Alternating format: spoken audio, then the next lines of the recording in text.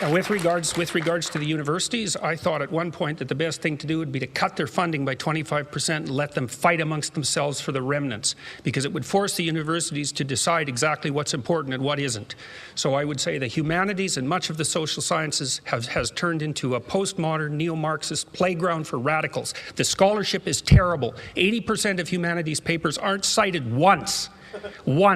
And so what that means is that they write papers for each other and they sell them to libraries, and that's how the publishers make their money. And no one reads them, but the publishers can print them because the libraries have to buy them, and they're buying them with your tax money.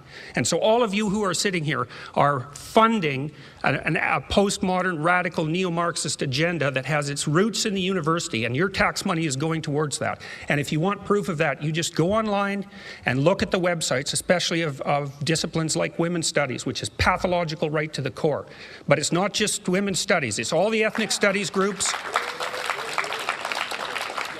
It's anthropology, it's sociology, it's social work, and most of all, it's education. And OISE, for example, in Ontario, is perhaps, apart from the Ontario Human Rights Commission, the most dangerous institution in Canada. It should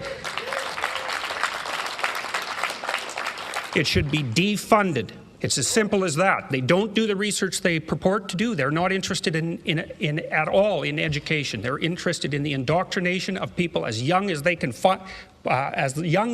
get their hands on, so to speak. Now we need to figure out, our society needs to figure out how to stop shunting public tax money to radical left-wing activists. If we were doing that for radical right-wing activists, there would be an absolute storm. But it's happened incrementally since the 1960s, and it needs to stop.